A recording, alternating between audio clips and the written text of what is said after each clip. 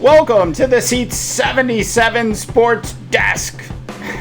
As always, I am Dave Dabbah, coming to you live from the Silicon Valley plush studios of SEAT77. Today, have we got a big, this is a big show. This is the biggest show we've ever done. Sure, it's our second show, but it's bigger than the last show. Trust me, big show. Okay, here's who we've got. I've got a Pete Carroll meltdown. I've got Donald Trump falling in love with Mike Ditka. Hey, guess what? The Pats are in the news yet again. Tim Tebow to the SEC network, as predicted by yours truly. And I make my highly anticipated National Football League playoff preseason predictions. But this afternoon, we begin with Pete Carroll and Cam Chancellor. Oh, now, as you all know, Pete Carroll is one of those upbeat, happy, always smiling, jugular, just unbelievably happy guys. He's a motivational speaker type guy. That's Pete Carroll. So, Pete Carroll yesterday, in a 360-degree change, talking about Cam Chancellor, says, and I quote, "He can't play if he's not here," and then he walks away. That was like his press conference. He can't play if he's not here, and then he walks away. Just points out the obvious, and then just leaves the press conference. Happy-go-lucky Pete Carroll is in trouble with his team in Seattle. Actually, I got to tell you this real quick. The story last night. I was walking my dog Indiana. So every night after I put the women and children to bed. And by the way, we have a house just full of children. There's 2 cats, a hamster named Spidey, and a dog named Indiana. Indiana is he's 12 years old. He gets one walk a day, and it's his evening walk. And this is the one time of the day, other than when I drive, that I have some time to myself. Because it's like family circus over here. It's like the Brady Bunch. I don't even think we know how many children we have anymore, and we don't even know their names. Don't get me going on middle names. So we have a busy house. So anyways, I get the dog, get the bags. I'm ready to take him for his walk. Get the leash. We walk out the door. And what do I see? I see one of my neighbors flying a drone. So I walk up to him and I'm like, "Hey, are you working for Amazon now?" and this guy who's flying a drone at 10 o'clock at night doesn't laugh. No sense of humor at all. Just snarls and turns his back to me.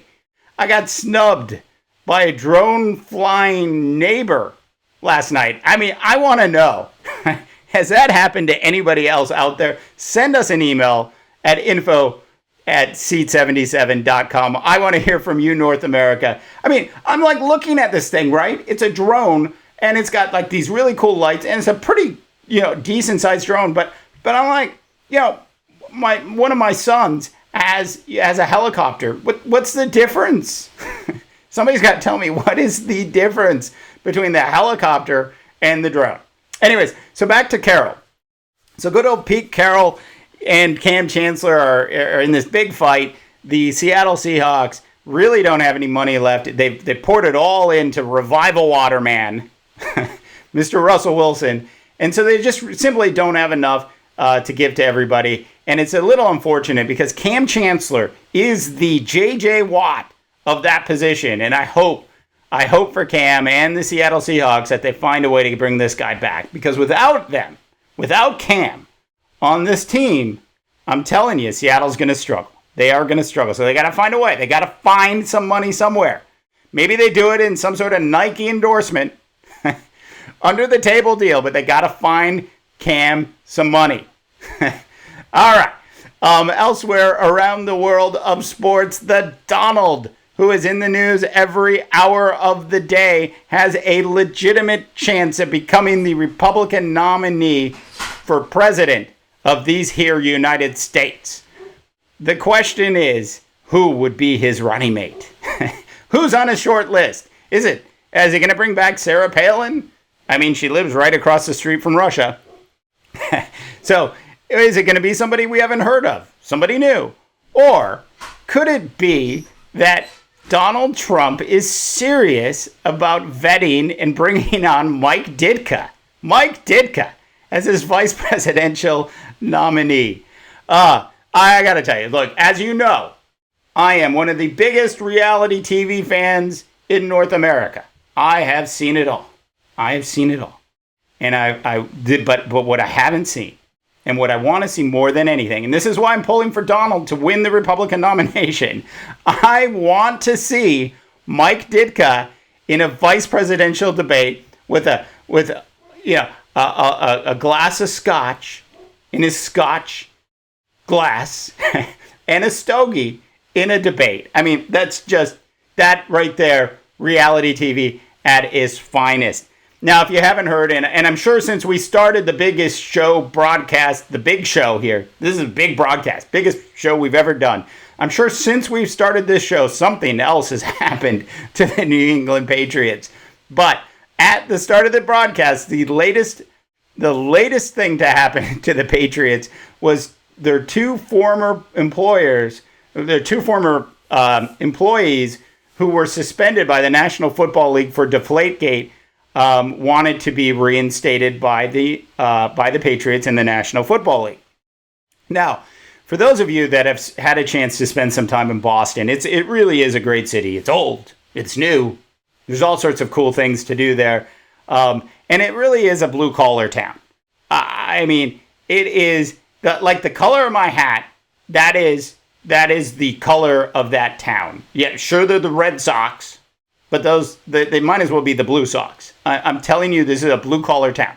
So the Patriot organization is doing the right thing by looking for these two employees who don't make a ton of money, they're not rich, to get reinstated back onto their team who were involved in the Deflategate saga this summer. And so they went ahead and they asked for reinstatement from the National Football League. Roger Goodell then claimed that the NFL never suspended these two employees. So why would you be asking them for reinstatement? Look, this is a flat out lie. And I think the NFL is in real trouble with Mr. Goodell. I believe there's been just too many chips in Goodell's armor. I just don't think that he can handle yet another controversy. And I think the NFL is going to have to make a move at the end of the year where Mr. Goodell goes into early retirement. Look, I think Roger's been great for the game. He's done a really good job for the most part. But all of these public relations chips at the Shield, that is the National Football League, are starting to take their toll. He's now involved in Liegate. It's unbelievable, right? Elsewhere around the world of sports, Tim Tebow, as I wrote about in a blog several days ago, just an hour after Chip Kelly let Tim Tebow go, I predicted that Tim Tebow was heading back to the SEC network. Look, I'm happy for Tim that he's got a place in broadcasting. I think he does a really nice job over there at the SEC network. Brings a really unique perspective to the game that you don't see often. So, kudos to the SEC network for bringing back Tim Tebow. But shame on the rest of the National Football League teams for not bringing Tim Tebow in. Now, look, as a third-string quarterback, I would love to have Tim Tebow on my team. And let me tell you why. Look, there's going to come a time in the season when your team is 4-8. I'm sorry. National Football League fan out there, Cleveland Brown fan, you know who you are. You're going to be 4-8, and you're not going anywhere. So why wouldn't you bring in somebody like Tim Tebow to help you just finish out the season, put some people in the stands, and more than that, Tim might not be the best practice quarterback in the league, and in fact, he's just not the most accurate passer. But I think in the right offense, in the right scheme, Tim can win games for you. And he's just a gamer. I mean, who wouldn't want a gamer like Tim Tebow on their team? It just makes no sense to me at all that nobody in the National Football League picked up Tim Tebow. You should all you GMs out there should be ashamed of yourselves for not picking up Tim Tebow in the National Football League. So I got to tell you, yesterday I had to go to my least favorite place in the world, which is Safeway. Sorry, but I had to go in to the Safeway grocery store, and I had to find something for my wife at the store. It was mayonnaise. We were going to a softball party. She asked me, she said, "Hey honey, can you pick up some mayonnaise?" and so you walk into the Safeway, there are 30 aisles. The grocery store is packed. It's like there's a famine going on. It's like 4th of July weekend, but it's not. And it's just jam-packed. I can barely move. And I'm trying to find the freaking mayonnaise at the grocery store. I looked for 15 minutes at the grocery store. Now look, I know where the roses are. Because I have bought flowers for my wife 100 times. And I can tell you this. Do not, for all you people out there, do not buy yellow roses for your wife. Yellow roses apparently means friendship. I don't know. That's what I was told. I made a mistake. Don't buy the yellow roses. Unless you're trying to send some sort of strange message, and then you should buy certainly the yellow roses, I guess, if you're heading towards the end of a relationship. But don't buy the yellow roses if you love your wife or spouse or whoever. Anyways, so I'm walking around. I finally find the mayonnaise. It's like $4.39 for a thing of mayonnaise. I mean, I wonder if Donald Trump knows how much a thing of mayonnaise costs. It's a good question. I hope he gets asked the mayonnaise question in a debate soon. $4.39 for some mayonnaise. So I buy the mayonnaise, or I get the mayonnaise, and then I go to the automated checkout machines, and none of them are working. They have 6 automated checkout machines. None of them are working. Not a single one. Not working. Dead.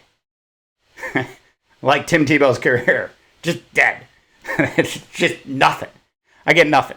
So I go stand in line, and they have 2 checkers for a grocery store full of people. What is wrong with this organ? Every time I go into my local Safeway, this is what I have to deal with. Anyways, all right. Well, that being said, it is time for the highly anticipated National Football League playoff preseason predictions.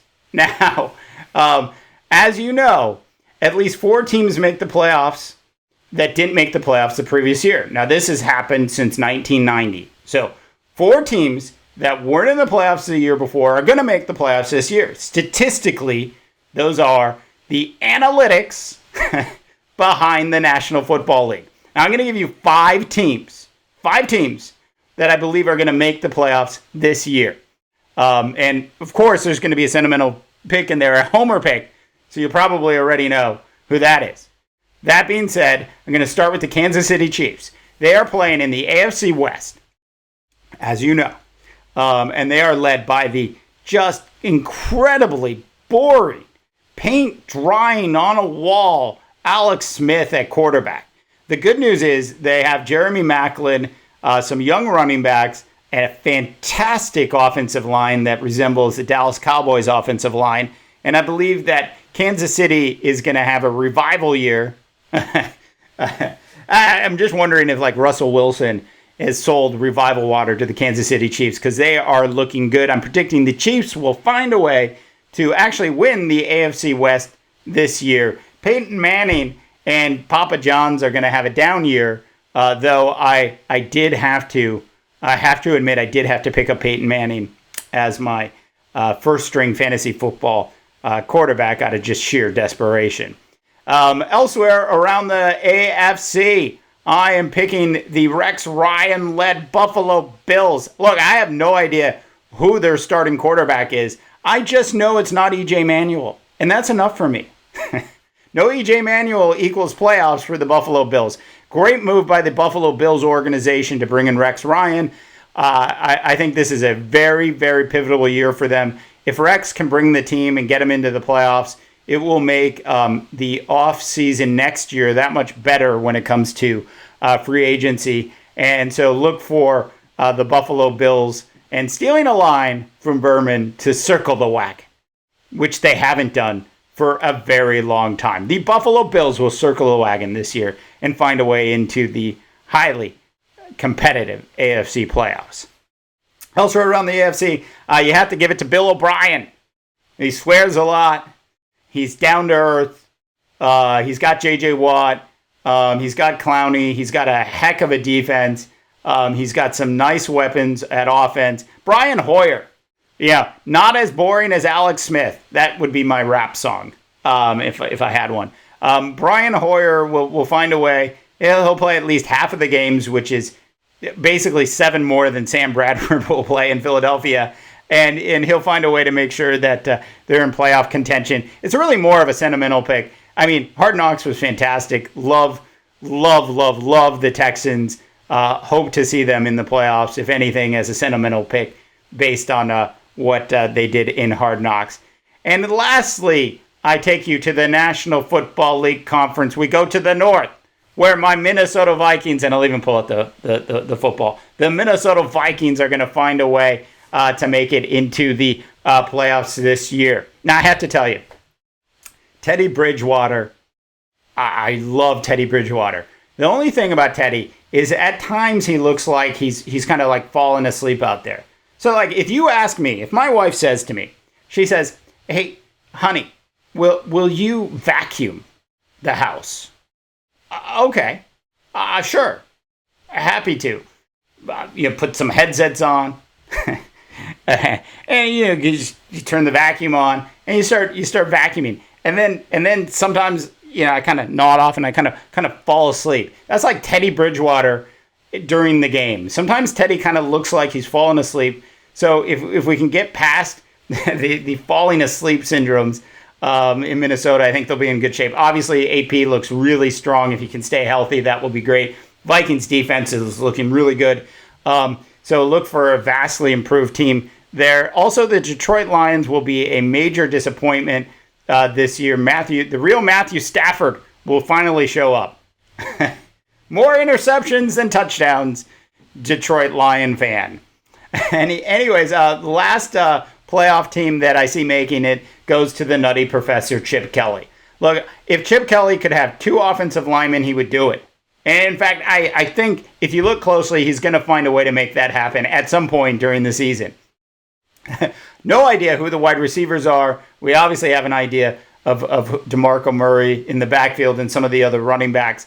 I think Chip's offense is revolutionary. It is going to be a very, very interesting season for the Philadelphia Eagles this year. And I can definitely see Chip finding a way to get this Eagle team into the playoffs. I look for the Eagles actually to win the division with the Cowboys sneaking in at a playoff position. The Cowboys, trust me, are going to miss DeMarco this year. So that is it for the big show. Thanks so much for joining us.